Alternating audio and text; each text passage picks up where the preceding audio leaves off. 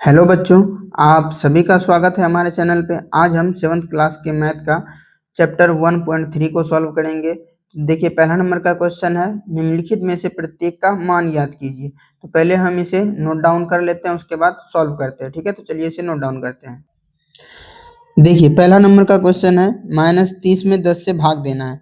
ठीक है, तो -30 में हमें 10 से भाग देना है। आंसर कितना आ जाएगा? -3 आ जाएगा आंसर। या नहीं तो हम इसे बट्टे के रूप में भी लिख सकते हैं। जैसे देखिए, -30 बट्टे में 10 लिख देंगे तो हमारा कटा के क्या आएगा सॉल्व? -3 आंसर आ जाएगा। ठीक है, तो दोनों प्रकार से आप सॉल्व कर सकते हैं या डायरेक्ट आंसर भी लिख सकते हैं। यहाँ जैसे दूसरा नंबर में है, 50 में -5 से भाग देंगे तो सॉल्व करके हमारा कितना आ जाएगा? तो -10 आ जाएगा आंसर। ठीक है, तीसरा नंबर में देखिए, तीसरा नंबर में क्वेश्चन है, -36 में -9 से भाग देना है। तो पहले हम इसे बट्टे के रूप में लिख लेते हैं। ये माइनस माइनस कट जाएगा, 9 चौके 36 कट जाता है, तो हमारा आंसर कितना आ जाएगा? हमारा आंसर आ जाएगा 4। ठीक है, उसके बाद डी नंबर में देखिए, चौथा नंबर क्वेश्चन है, -49 बटे में 49 कटा के कितना आएगा? 1, तो आंसर हमारा आ जाएगा -1। अगला क्वेश्चन है, 13 में इससे भाग देना है हमें। देखिए, ये ब्रैकेट में है ना, बोर्डमास का नियम आपने पढ़ा होगा। बोर्डमास का नियम क्या कहता है? पहले ब्रैकेट का सॉल्व करना है, उसके बाद ही हम दूसरा किसी को सॉल्व करेंगे। तो जो जैसा है वैसा ही लिख देना है हमें, पहले इसे सॉल्व करना है। तो -2 + 1 हमारा इसका सॉल्व कितना आ जाएगा? ये 2 माइनस में है, 1 प्लस में है, तो जब चिन्ह अलग रहेगा तो हमें क्या करना है? घटाना होता है। तो -1 आ जाएगा। -1 से 13 में भाग देंगे तो क्या आ जाएगा हमारा आंसर? -13 आ जाएगा। ठीक है, उसके बाद देखिए, अगला क्वेश्चन है, 0 में -12 से भाग देना है। तो किसी भी संख्या से 0 में यदि भाग देते हैं तो आंसर हमारा क्या आएगा? 0 आएगा। इसके बाद अगला क्वेश्चन है, -31 भागा, पहले ब्रैकेट का अंदर का सॉल्व करेंगे हम, क्योंकि बोर्ड मास के नियम हमें फॉलो करना है। तो सॉल्व करते हैं, क्या आएगा? -30 प्लस माइनस क्या हो जाएगा? माइनस हो जाएगा। जैसे ही ब्रैकेट हटाएंगे तो प्लस माइनस माइनस हो जाएगा। तो हमारा सॉल्व आएगा -31 भागा -31, -31 बटे में -31 कटा के क्या आ जाएगा? 1 आ जाएगा। तो हमारा आंसर आ गया 1। ठीक है, देखिए इसमें हमने क्या किया, इधर -31 दिया हुआ है, उसके बाद पहले हमने ब्रैकेट के अंदर का सॉल्व किया। यहाँ देखिए -30 है प्लस -1 है। जैसे ही हम क्या करेंगे, ब्रैकेट को हटाएंगे तो ये चिन्ह का आपस में गुना हो जाएगा। तो ये माइनस और प्लस क्या हो गया? माइनस प्लस माइनस हो गया। उसके बाद देखिए, ये भी माइनस में है और ये भी माइनस में, दोनों एक जैसा है। तो -30 और -1 -31 हो गया, और -31 को -31 से भाग देंगे तो क्या आ जाएगा? हमारा 1 आंसर आ जाएगा। ठीक है, समझ में आ गया। उसके बाद देखिए, अगला क्वेश्चन है, इसमें भी पहले ब्रैकेट के अंदर का सॉल्व करना है। तो ब्रैकेट के अंदर का सॉल्व करते हैं। देखिए, इधर -36 भागा 12, इधर ब्रैकेट के बाहर में भागा 3 है। सॉल्व करेंगे, कितना आएगा? 12 तिया 36, -3 भागा 3, तो हमारा आंसर क्या आ जाएगा? -1 आ जाएगा। आगे समझ में, देखिए यहाँ -36 है ना, यहाँ 12 है।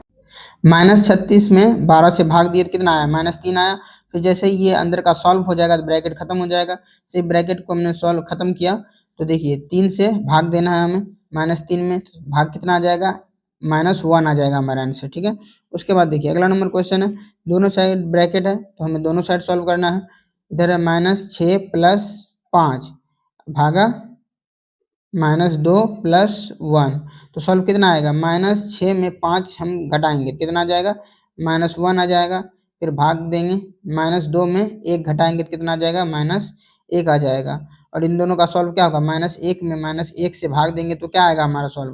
तो हमारा सॉल्व आ जाएगा 1 आंसर आ जाएगा। ठीक है, उसके बाद देखते हैं हम आगे 2 नंबर। देखिए, 2 नंबर का क्वेश्चन कहता है, ए, बी और सी के निम्नलिखित मानों में से प्रत्येक के लिए समीकरण इसमें को सत्यापित कीजिए। देखिए, ए नंबर का क्वेश्चन है, ए में ए का मान दिया हुआ है 12, बी का मान -4, सी का मान 2 दिया हुआ है। तो इन सभी मानों को हमें समीकरण इसमें सत्यापित करना है, और ये जो समीकरण दिया गया है इसे सत्यापित करना है, बताना है ये सही है या नहीं है। ठीक है, तो पहले हम समीकरण को लिखते हैं यहाँ पे। अब देखिए, जहाँ भी ए है हमें वहाँ पे 12 लिखना है, क्योंकि हमें मान बैठाना है। तो ए का मान कितना दिया है? 12, तो 12 भागा ब्रैकेट डालेंगे, बी कितना है? बी हमारा -4 है, तो -4 प्लस सी कितना है? सी 2 है। ठीक है, उसके बाद ब्रैकेट बंद कर देंगे या नॉट इक्वल दे देंगे। उसके बाद देखिए, ए है, ए हमारे कितना है? 12 भागा बी है -4, तो -4 दे दिए। उसके बाद देखिए प्लस ए कितना है 12 है भागा सी कितना है सी हमारा 2 है। इसे सॉल्व करेंगे, सॉल्व करने के बाद कितना आएगा हमारा, तो 12 भागा, इसे सॉल्व करेंगे तो -4 + 2, तो हमारा आंसर क्या आएगा -2 नॉट इक्वल 12। 12 में -4 से भाग देंगे तो क्या आएगा आंसर, हमारा आएगा आंसर -3 आ जाएगा। ठीक है, फिर उसके बाद देखिए 12 में 2 से भाग देंगे तो हमारा 6 आ जाएगा। तो सॉल्व कितना आया -6, इस 12 में -2 से भाग देंगे तो -6 आएगा। नॉट इक्वल दे दिए, नॉट इक्वल। उसके बाद देखिए -3 + 6 है यहाँ पे हमारा, तो -3 + 6, तो -6 नॉट इक्वल -3। देखिए ये दोनों बराबर नहीं हुआ, तो वही यहाँ पे दिया गया है नॉट इक्वल, मतलब इधर वाला इधर से बराबर नहीं है, यानी कि LHS not equal RHS proved. क्योंकि देखिए इधर बायां साइड वाला दायां साइड के बराबर नहीं है, इसलिए यहाँ पे चिन्ह भी दिया हुआ है बराबर। देखिए ये होता है बराबर का चिन्ह, अगर इस तरह से काट देते हैं इसे तो ये होगा बराबर नहीं, तो ये -6 -3 के बराबर नहीं है, तो हम यहाँ पे लिखेंगे LHS not equal RHS proved, proved. ठीक है, देखिए दूसरा नंबर का क्वेश्चन, इसमें ए का मान दिया हुआ है -10, बी का मान 1 है और सी का मान 1 है। हमें इस समीकरण में इसका भी मान बैठा के सॉल्व करना होगा, क्या ये सही दिया हुआ है या नहीं है मान। ठीक है, तो ए का मान है हमारे पास -10 भागा, ब्रैकेट दे देंगे -10 + सी कितना है हमारा 1 नॉट इक्वल, ए का मान दे देंगे -10 भागा 1 प्लस -10 भागा 1। ठीक है, सॉल्व करते हैं -10 भागा, सॉल्व कितना आएगा -9 आएगा, नॉट इक्वल -10 प्लस -10, तो हमारा सॉल्व आएगा इधर 10/9 आ जाएगा। देखिए -10/-9, ये माइनस माइनस कट जाएगा, नॉट इक्वल होगा, इधर सॉल्व करेंगे -10 -10, तो हमारा सॉल्व आएगा -10/9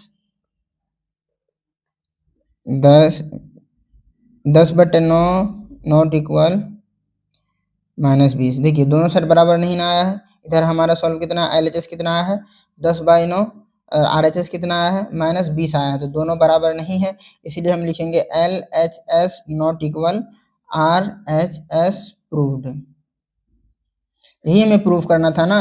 देखिए यहाँ ये समीकरण दिया हुआ है और कहा गया नॉट इक्वल इधर वाला के, मतलब ये जो LHS है बराबर नहीं है RHS के, तो ये और ये हमें मान दिया गया था, और इस मान को सॉरी दिखाई नहीं दिया उसमें। देखिए ये LHS है, ये RHS है, इसमें कहा गया LHS नॉट इक्वल, इक्वल का चिन्ह इस तरह से होता है, अगर यदि हम इसमें से कट का तिरछा कट का निशान देते हैं तो ये नॉट इक्वल है, मतलब बराबर नहीं है। तो यहाँ देखिए LHS नॉट इक्वल RHS, और ये जो मान दिया गया है क्या ये मान सही दिया गया है, तो हमें इसे सत्यापित करना था। हमने मान बैठाया, मान बैठाने के बाद हमें मिला ये, देखिए LHS कितना आया है 10/9 आया है और RHS कितना आया है -20 आया है, तो मतलब दोनों साइड बराबर नहीं है, इसलिए ये जो मान दिया गया ये सही है, LHS नॉट इक्वल RHS। ठीक है, देखिए तीसरा नंबर का क्वेश्चन है रिक्त स्थानों की पूर्ति कीजिए। ये जो क्वेश्चन दिया गया है ए से लेकर एस तक, इसमें जो रिक्त स्थान है हमें बताना है कि रिक्त स्थान में क्या आएगा। जैसे यहाँ देखिए यहाँ लिखा हुआ है 369 में हमें भाग देना है, ऐसा किस संख्या से भाग दें कि हमारा सॉल्व जो है वो 369 प्राप्त हो। तो 369 में यदि हम 1 से भाग देते हैं तो हमारा सॉल्व कितना आ जाएगा 369 आ जाएगा। उसी प्रकार से बी नंबर में देखिए -75 में ऐसा कौन सा संख्या से भाग दें कि हमारा आंसर कितना आ जाए -1 आ जाए। तो इसमें हम 75 से भाग देते हैं तो 75 एक बार में कट जाएगा और ये -1 हमारा आंसर आ जाएगा। उसी प्रकार से देखिए सी में, इसमें कहा गया कि -206 में किससे भाग दें हमारा आंसर 1 आए। तो -206 में -206 से यदि हम भाग देते हैं तो हमारा +1 आंसर आ जाता है। उसी तरह से चौथा नंबर है -87 में कौन सा संख्या से भाग दें कि हमारा जो आंसर है वो 87 आ जाए, 87 आ जाए, तो -1 से भाग दे देंगे। ई नंबर में देखिए इसमें कहा गया है ऐसा कौन सा संख्या में 1 से भाग देने पर हमें -87 प्राप्त होता है। तो -87 में 1 से भाग देंगे तो हमें आंसर -87 ही प्राप्त होगा। और यहाँ कहा गया है ऐसा कौन सा संख्या है जिसमें 48 से भाग देंगे तो हमें -1 प्राप्त होगा। तो -48 में 48 से भाग देंगे तो -1 प्राप्त होगा। उसके बाद देखिए 20 में किससे भाग दें कि -2 प्राप्त हो, तो -10 से भाग देंगे तो हमें -2 प्राप्त हो जाएगा। ऐसे नंबर में देखिए ऐसा कौन सा संख्या है जिसमें हम 4 से भाग देंगे तो हमें -3 प्राप्त होगा। तो कौन सा संख्या हो जाएगा, -12 हो जाएगा, क्योंकि 4 तिया 12, तो -3 हमारा आंसर हो जाएगा। उसके बाद देखिए चौथा नंबर का क्वेश्चन देखते हैं। चलिए पहले इसे नोट डाउन करते हैं, उसके बाद इसे हम सॉल्व करते हैं। देखिए 4 नंबर का जो क्वेश्चन है, 4 नंबर का क्वेश्चन कहता है 5 ऐसे युग्म ए बी लिखिए ताकि ए में बी से भाग देने पर हमें क्या प्राप्त हो, -3 प्राप्त हो। ऐसा एक युग्म 6 -2 है, क्योंकि 6 में अगर -2 से भाग देते हैं तो -3 प्राप्त होता है। इसमें कहा गया हमें ए और बी का मान लेना है, ऐसा मान लेना है जिसे सॉल्व करने के बाद हमें क्या प्राप्त हो, -3 प्राप्त हो। इसी प्रकार से देखिए हम क्या ले सकते हैं, ले सकते हैं हम 9 में भाग दे सकते हैं -3 से। -3 से यदि 9 में भाग देंगे तो हमारा सॉल्व क्या आएगा, -3 आएगा। उसी प्रकार से 12 में भाग देंगे -4 से तो क्या आएगा हमारा सॉल्व, -4 आएगा। फिर यहाँ पे 15 में भाग देंगे हम -5 से तो हमारा सॉल्व क्या आ जाएगा, -3 आ जाएगा। इसी प्रकार से 5 युग्म लेना है हमें। 18 लेंगे, 18 में भाग देंगे हम -6 से तो हमारा सॉल्व क्या आ जाएगा, -3 आ जाएगा। जैसे मान लीजिए यहाँ पे हम लिए 27, 27 में भाग देंगे हम -9 से तो हमारा सॉल्व क्या आ जाएगा, -3 आ जाएगा। इस प्रकार से बहुत सारी संख्या है जिससे हम भाग देकर -3 प्राप्त कर सकते हैं। जैसे देखिए हम 30 ले लेते हैं, 30 में भाग देंगे यदि हम -10 से तो हमारा सॉल्व क्या आएगा, -3 प्राप्त हो जाएगा। उसी प्रकार से और जैसे मान लीजिए 90 ले लेते हैं, 90 में भाग देंगे हम -30 से तो भी हमें क्या प्राप्त हो जाएगा, -3 प्राप्त हो जाएगा। तो इस तरह से असंख्य संख्याएं हैं, ठीक है, जिसमें हमें -3 प्राप्त हो जाता है। तो ए बी का मान हम कुछ भी ले सकते हैं जिससे हमें -3 प्राप्त हो। इस प्रकार से एक युग्म हमें क्या प्राप्त हुआ, जैसे देखिए 5 ही बोला है ना, तो ये 1 हो गया, 2 3 4 और ये 5। तो 5 इनमें से आप कोई भी लिख सकते हैं या ऐसा खुद से भी लिख सकते हैं जिसमें भाग देने के बाद हमें क्या प्राप्त होता हो, -3 प्राप्त होता हो। ठीक है, उसके बाद देखते हैं हम लोग अब अगला क्वेश्चन 5 नंबर का। देखिए 5 नंबर का क्वेश्चन कहता है दोपहर 12 बजे तापमान 0 से 10 डिग्री ऊपर था। दोपहर 12 बजे मतलब दिन के 12 बजे तापमान जो है कितना था, 0 से 10 डिग्री ऊपर। 12 बजे तापमान 12 बजे 10 डिग्री सेल्सियस से ऊपर था तापमान, ठीक है। उसके बाद बोल रहा है यदि यह आधी रात तक 2 डिग्री सेल्सियस प्रति घंटे की दर से कम होता है तो किस समय तापमान 0 से 8 डिग्री नीचे होगा। आधी रात को तापमान क्या होगा, ठीक है। देखिए दोपहर 12 बजे है, दोपहर 12 बजे से लेकर आधी रात तक यानी रात के 12 बजे तक। तो देखिए मान लीजिए ये इस प्रकार से एक घड़ी बनाते हैं, ठीक है। इसमें टाइम को दर्शाएंगे 12 1 3 4 5 6 7 8 9 10 और 11, ठीक है। देखिए यहाँ 12 से लेकर 1 बजे का, पहले 12 से 1 बजे का, क्योंकि दोपहर 12 बजे है तो 12 से 1 बजे तक 2 डिग्री तापमान घट जाएगा। तो कितना हो जाएगा, 8 डिग्री सेल्सियस हो जाएगा। 2 बजे कितना हो जाएगा, 6 डिग्री सेल्सियस। 3 बजे 4 डिग्री सेल्सियस हो जाएगा। 4 बजे कितना हो जाएगा, 4 बजे हो जाएगा 2 डिग्री सेल्सियस। 5 बजे कितना हो जाएगा, 5 बजे हो जाएगा 0 डिग्री सेल्सियस। 6 बजे होगा -2 degree Celsius, -4 degree Celsius, -6 degree Celsius, -8 degree Celsius. तो देखिए इसमें जो क्वेश्चन पूछा गया है, इसमें कहा गया है यदि यह आधी रात तक 2 डिग्री सेल्सियस प्रति घंटे की दर से कम होता है तो किस समय तापमान 0 से 8 डिग्री नीचे होगा। देखिए तापमान 0 से 8 डिग्री नीचे, तो 0 हमारा 5 बजे हो जा रहा है, तो 8 डिग्री नीचे यहाँ देखिए मतलब 9 बजे -8 डिग्री तापमान हमारा हो जा रहा है। तो यहाँ पे लिखेंगे रात के, यहाँ लिखेंगे हम रात के 8 बजे तापमान 0 से 8 डिग्री सेल्सियस नीचे होगा, ठीक है। और इसी में क्वेश्चन पूछा गया है कि आधी रात को तापमान क्या होगा। आधी रात मतलब 12 बजे, तो -10 डिग्री सेल्सियस। यहाँ पे हो जाएगा 11 बजे हो जाएगा -12 डिग्री सेल्सियस, और 12 बजे रात में, रात के 12 बजे क्या हो जाएगा, -14 डिग्री सेल्सियस। तो हम यहाँ पे लिखेंगे आधी रात को तापमान, आधी रात को तापमान, आधी रात को तापमान -14 डिग्री सेल्सियस हो जाएगा,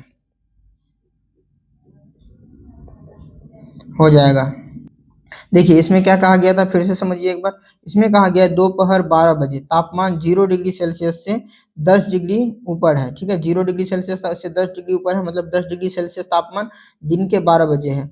और यदि प्रति घंटे 2 डिग्री सेल्सियस तापमान घटता है, और यह क्रम कब तक चलता है, रात के 12 बजे तक, दोपहर 12 बजे से रात के 12 बजे तक, यानी आधी रात तक चलता है। तो 1 बजे तापमान कितना हो जाएगा, 2 डिग्री घट जाएगा 1 घंटा में, तो 8 डिग्री सेल्सियस हो जाएगा। फिर 2 बजे कितना हो जाएगा, 6 डिग्री सेल्सियस, 3 बजे हो जाएगा 4 डिग्री सेल्सियस, 4 बजे 2 डिग्री सेल्सियस, और 5 बजे हो जाएगा 0 डिग्री सेल्सियस।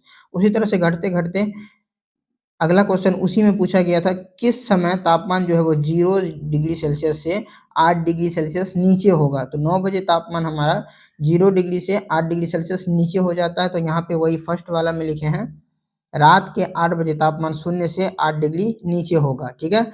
उसके बाद देखिए इसमें पूछा गया है, आगे पूछा गया है आधी रात को तापमान क्या होगा। तो आधी रात यानी रात के 12 बजे तापमान क्या होगा, तो रात के 12 बजे तापमान हमारा -14 डिग्री सेल्सियस होगा। तो वही लिखे आधी रात को तापमान -14 डिग्री सेल्सियस होगा, ठीक है। आई होप कि अच्छे से समझ में आया होगा। उसके बाद हम 6 नंबर का क्वेश्चन देखते हैं। अब हम लोग देखते हैं 6 नंबर का 1 नंबर क्वेश्चन। इसमें कहा गया राधिका ने 20 अंक प्राप्त किए यदि उसके 12 सही उत्तर पाए जाते हैं, ठीक है। प्रत्येक सही उत्तर के लिए कितने अंक दिए जा रहे हैं, प्रत्येक सही उत्तर के लिए 3 अंक दिए जा रहे हैं, और प्रत्येक गलत उत्तर के लिए -2 अंक दिए जा रहे हैं, ठीक है। तो सबसे पहले हम यहाँ लिखेंगे राधिका द्वारा प्राप्त कुल अंक बराबर, ठीक है। जो दिया हुआ है उसे हम लोग लिख लेंगे, राधिका द्वारा प्राप्त कुल अंक बराबर क्या हो जाएगा, 20 हो जाएगा। लिखेंगे राधिका द्वारा दिए गए सही उत्तरों की संख्या, राधिका द्वारा दिए गए सही उत्तरों की संख्या, सही उत्तरों की संख्या। टोटल कितने सही उत्तर दिए हैं उसने, तो 12 सही उत्तर दिए हैं। तो हम यहाँ पे लिख देंगे 12, ठीक है, 12। और 12 सही उत्तर दिए हैं, इसके लिए उसे कितने अंक मिलने चाहिए थे, तो एक उत्तर के लिए उसे 3 अंक मिल रहे हैं। तो 12 सही उत्तर के लिए उसे कितने मिलने चाहिए थे, 36 अंक मिलने चाहिए थे, लेकिन कितना मिला है, 20 ही मिला है। तो हम यहाँ पे क्या करेंगे, 36 में से यदि 20 को घटा देंगे, 36 में से 20 को घटा देंगे तो 16 अंक उसके कट चुके हैं, ठीक है, 16 अंक कट चुके हैं। लिखेंगे यहाँ पे चूंकि एक गलत उत्तर के लिए, एक गलत उत्तर के लिए -2 अंक कटते हैं, -2 अंक मिलते हैं,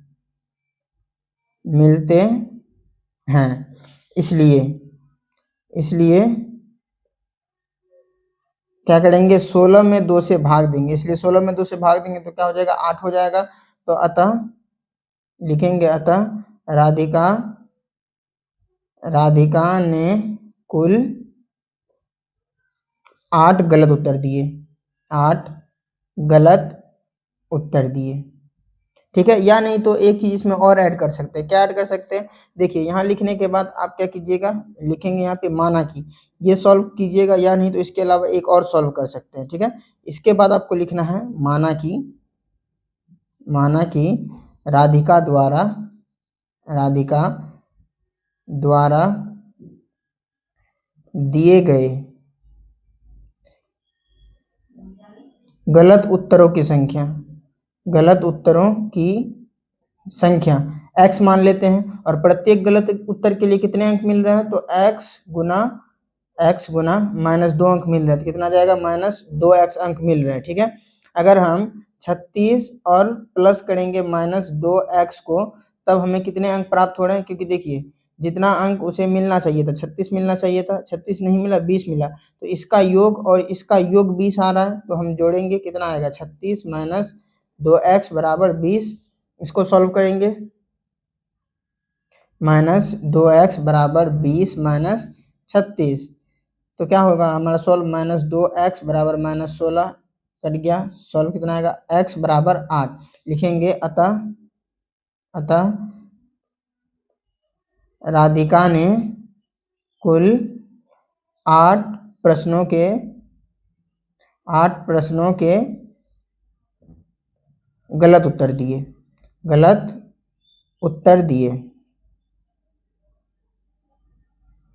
ठीक है, ये हमारा प्रूव हो गया।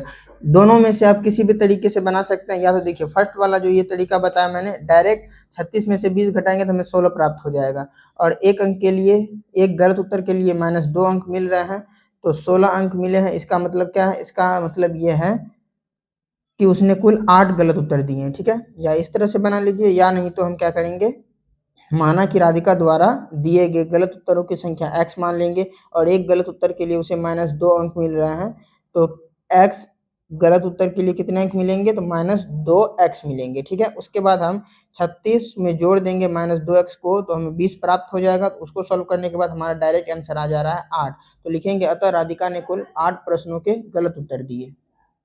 अब हम 6 नंबर का 2 नंबर क्वेश्चन देखते हैं। इसमें कहा गया है मोहिनी टेस्ट में -5 अंक प्राप्त करती है। तो वही सेम लिखेंगे जैसे हमने 1 नंबर को सॉल्व किया था। लिखेंगे मोहिनी द्वारा प्राप्त कुल अंक बराबर मोहिनी द्वारा प्राप्त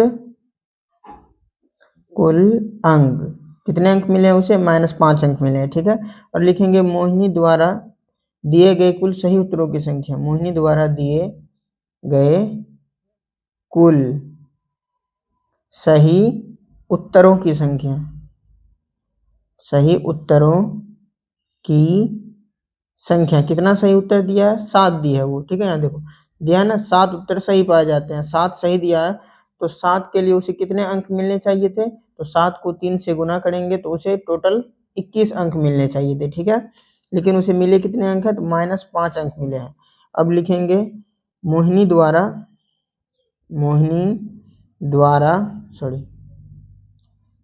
द्वारा दिए गए गलत उत्तरों की संख्या, गलत उत्तरों की संख्या बराबर x मान लेते हैं हम।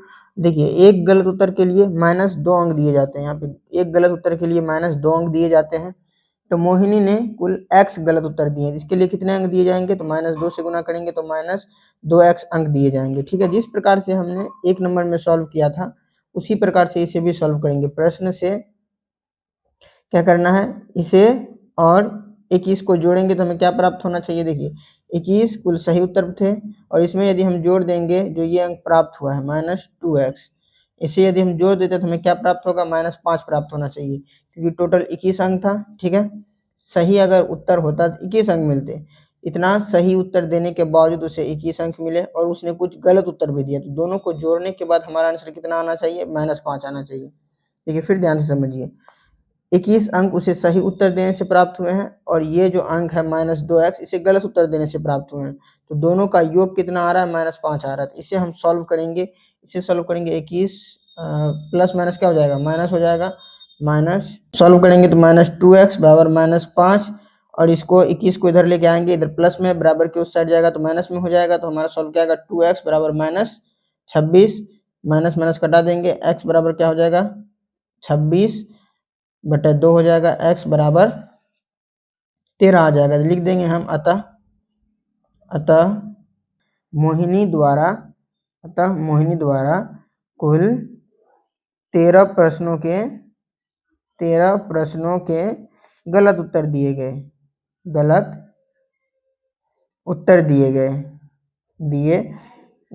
देखिए क्वेश्चन में पहले ही बता दिया था कि मोहिनी ने 7 उत्तर सही दिए हैं, लेकिन ये नहीं बताया गया था कितना गलत उत्तर दिया है। तो हम लोगों ने माना कि x गलत उत्तर दिया गया है। उसके बाद सॉल्व आया, x बराबर हमारा 13, तो टोटल मोहिनी ने कुल कितने गलत उत्तर दिए हैं? मोहिनी ने 13 प्रश्नों के गलत उत्तर दिए हैं। ठीक है, उसके बाद हम लोग देखते हैं अगला नंबर का क्वेश्चन, 7 नंबर का। देखिए 7 नंबर के क्वेश्चन को मैंने नोट डाउन कर लिया है। एक उत्थापक किसी खान कूपक में 6 मीटर प्रति मिनट की दर से नीचे जाता है। यदि नीचे जाना भूमि तल से 10 मीटर ऊपर से शुरू होता है तो -350 मीटर पहुंचने में कितना समय लगेगा? ठीक है, देखिए सबसे पहले इसमें क्या दिया हुआ है? चाल दिया हुआ है 6 मीटर प्रति मिनट, यानी 1 मिनट में 6 मीटर गति करती है। तो चाल बराबर क्या हो जाएगा? चाल बराबर 6 मीटर प्रति मिनट। ठीक है, देखिए यदि नीचे जाना भूमि तल से 10 मीटर ऊपर से शुरू होता है, मान लीजिए ये भूमि है, ठीक है, भूमि तल किसे कहते हैं, किसी भी चीज का जो ऊपरी सतह होता है उसे तल कहते हैं। तो भूमि का ये ऊपरी सतह है जिस पर हम लोग रहते हैं, मानव रहता है, तो ये भूमि तल है, ठीक है।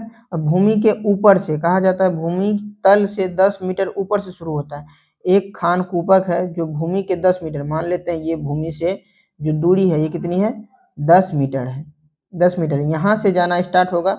और देखिए भूमि से कितना नीचे जा रहा है, 350 मीटर नीचे जा रहा है, मान लीजिए ये -350 मीटर है, 350 मीटर नीचे जा रहा है। अगर कोई भी चीज नीचे जा रहा है ना तो उसे माइनस में ही दर्शाते हैं, इसलिए यहाँ माइनस लिखा गया है, ठीक है। और यहाँ से जाना स्टार्ट कर रहे हैं तो ये भी माइनस में लिखेंगे। देखिए अगर यहाँ से ऊपर की ओर देखते हैं तब ये दूरी प्लस में आएगा, क्योंकि जब कोई दूरी ऊपर जाता है, ऊपर की ओर दर्शाना होता है तो वो प्लस में दर्शाते हैं, लेकिन जब ऊपर से नीचे आएंगे हम तो उस दूरी को माइनस के रूप में दर्शाया जाता है। तो ये भूमि से नीचे आ रहे हैं 350 मीटर, तो ये माइनस के रूप में। और यहाँ यदि ऊपर से देखेंगे तो ऊपर से भूमि तक भी नीचे ही आए हैं, तो कितना, -10 मीटर, ठीक है। इन दोनों दूरी को हम क्या करेंगे, ऐड कर लेंगे, तो कुल दूरी कितना तय किया गया, उत्थापक द्वारा कुल दूरी कितना तय किया गया, 360 मीटर तय किया गया है। लिखेंगे दूरी बराबर 10 ही लिखते हैं, माइनस लिखने का कोई सेंस नहीं बनता है, माइनस इसलिए दिया जाता है कि ये बता रहा है कि नीचे की ओर गति कर रहा है, ठीक है। तो 10 मीटर प्लस 350 मीटर, तो कितना हो जाएगा ये दूरी हो जाएगा 360 मीटर। समझ में आ गया ना, इसे माइनस में इसलिए लिखा जाता है क्योंकि ये नीचे की ओर जा रहा है, तो 360 मीटर। एक सूत्र आता है, इसमें कहा गया है कि टोटल दूरी तय करने में उस उत्थापक द्वारा कितना समय लगा। तो हमारे पास क्या नहीं दिया हुआ है, समय नहीं दिया हुआ है, समय बराबर वाट। तो हम क्या करते हैं, एक सूत्र लिखेंगे, इसका सूत्र होता है समय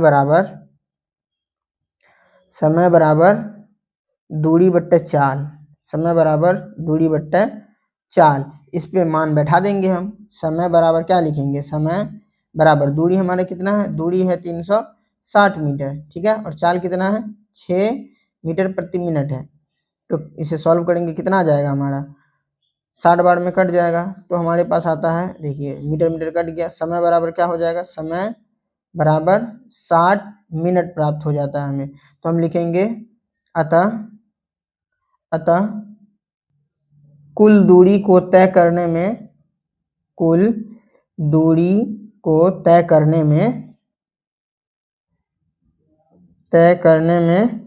1 घंटे का